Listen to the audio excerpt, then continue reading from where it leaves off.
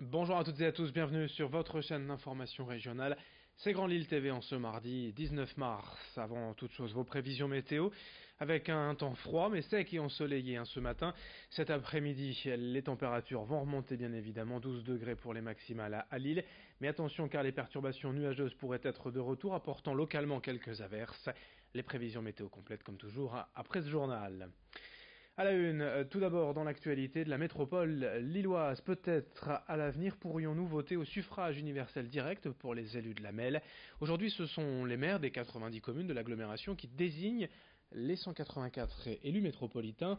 Mais depuis peu, grâce à la loi de modernisation de l'action publique, l'an prochain, pour la première fois, les habitants de la métropole de Lyon vont élire leurs conseillers métropolitains au suffrage universel direct, au même moment que leur maire. À Lille, Stéphane Bally, élu de la MEL et membre d'Europe Écologie Les Verts, souhaite en faire de même dans la métropole lilloise, ce qui apporterait selon lui plus d'équité et de démocratie. De son côté, l'association des maires de France s'est d'ores et déjà dite contre cette disposition, estimant qu'elle était synonyme de la mort des maires. Explication avec l'élu des Verts au micro d'Idil Gunaï. Il y a déjà 10 ans, on parlait de sortir notre métropole européenne de Lille de ce trou noir démocratique. Ça a été rendu possible pour le Grand Lyon avec un changement législatif. Et au regard du nombre de compétences qui ont été transférées à la métropole ces dernières années, il est urgent de sortir de ce syndicat de copropriétaires communaux et d'avoir une métropole où on débatte contre projet, où on élise une assemblée et qui par la suite porte un projet de transformation de notre territoire. Qu'on ait une campagne métropolitaine, projet contre projet, où chacun puisse à la fois s'exprimer et puis tout citoyen, électeur puisse voter, puisse s'engager pour un projet.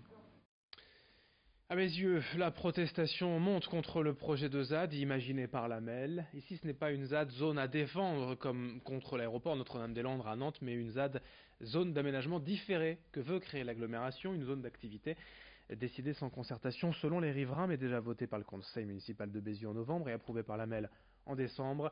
Sur place, les agriculteurs dénoncent un projet opaque, une zone d'activité de 80 hectares qui risque de mettre en péril les exploitations agricoles locales. 9 fermes sur 10 que compte Bézieux seraient touchées. La lutte commence donc contre la ZAD, même si la MEL annonce que le projet pourrait mettre plusieurs années à voir le jour. Les agriculteurs sont inquiets. Explication sur place avec l'un d'entre eux au micro de Vincent Vieillard. Pour moi, je pense que ça pourrait arriver très rapidement, vu l'empressement de la MEL à justement mener ce projet. Aujourd'hui, on voit dans la presse aussi qu'il y a une zone de 38 hectares à l'île Aéroparc qui est abandonnée à cause des champs captants. Comme par hasard, la première zone qui nous concerne, elle fait 42 hectares. Il y a une concordance un peu des surfaces entre les deux. Moi, j'ai un gros doute par rapport à tout ça. Dans cette édition également, depuis son arrivée à la présidence du conseil régional, Xavier Bertrand a fait de l'emploi sa priorité et il ne cesse de répéter le besoin de soutenir les entreprises régionales, responsables des créations d'emplois selon lui. En 3 ans sous son mandat, près de 30 millions d'euros ont ainsi été levés pour la BPI, la Banque publique d'investissement, une structure qui aide les entreprises à se développer, à se financer quand elles ont besoin d'investissement ou même en difficulté grâce à des prêts attractifs et des garanties bancaires. Dernier dispositif en date pour les TPE, très petites entreprises, le prêt flash jusqu'à 10 000 euros prêté en à peine quelques jours. Explication au micro de Xavier Silly. On lance un petit prêt de 10 000 euros sans garantie, aucune, on ne prend pas de caution, rien. Avec une année de différé de paiement en plus, sur 4 ans, et à 0,95 de taux, donc c'est topissime. C'est pour les TPE, y compris celles qui n'ont qu'un seul salarié. Voilà, donc ça, n'hésitez pas à demander cette offre-là. Elle sera disponible dans le réseau des caisses d'épargne à peu près au mois de juin. On est en train de faire les branchements informatiques. On a beaucoup de clients ici, quoi, tout simplement. Et des gens qui ont le sens du défi. Et de l'investissement, voilà. Donc c'est quand même une région qui a sa culture, sa sociologie économique. Toutes les régions françaises n'ont pas ça. Du sport aussi dans ce journal avec du tennis et la rencontre d'un espoir régional. Loan Lestir, 13 ans, licencié à Villeneuve d'Ascq, vient de remporter le tournoi de Rotterdam U14.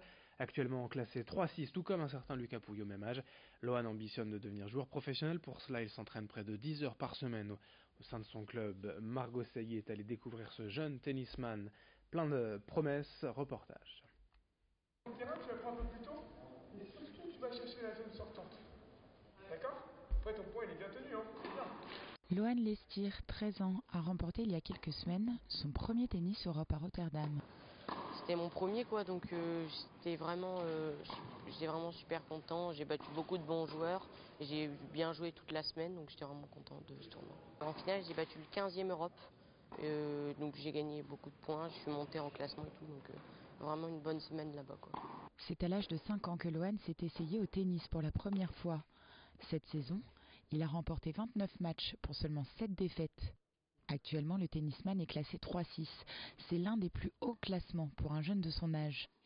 Avec son mental d'acier et sa détermination sans faille, Loan Lestier est l'un des espoirs du tennis français. À court terme, j'aimerais bien monter dans le top 50 tennis Europe, donc là je suis centième. Et à long terme, gagner le plus de grands chelems possible, être numéro 1 mondial et jouer avec la Coupe Davis avec la France. Des ambitions qui ne semblent pas être irréalisables pour ses entraîneurs. L'un d'eux l'assimile même déjà à l'un des meilleurs joueurs mondiaux. Moi j'aime bien le comparer à Nishikori. Nishikori qui est très véloce, qui va très vite sur les jambes et qui reste proche de sa ligne. C'est un petit gabarit, du coup il ne sera pas le plus puissant des joueurs sur le circuit. Donc il faut qu'il arrive à s'appuyer sur les balles adverses et rester proche de sa ligne pour faire le jeu. C'est un enfant très intelligent pour son âge, très mature, il est capable de faire énormément de choses, il a une bonne main. Il reste proche de sa ligne et il a un jeu très complet, un bon revers, un bon coup droit, encore un manque de puissance peut-être, il va s'étoffer au fur et à mesure de sa croissance, mais un jeu complet qui est intéressant pour l'avenir. Un avenir que Loan construit pas à pas, tout comme ses études. Depuis cette année en 4e, donc il est au CNED. On est ravis parce que finalement ça se passe très bien, on avait un doute. Parce que ça demande une organisation différente, donc il travaille à la maison, il est aidé par sa maman.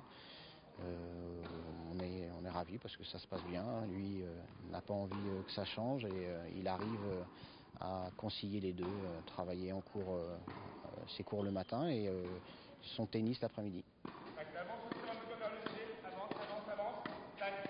Il y a 10 ans, un autre enfant du Nord a percé dans le tennis, Lucas Pouille. Fin de cette édition sur Grand Lille TV, à suivre dans un instant vos prévisions météo. Merci de votre fidélité et très bonne journée à toutes et à tous.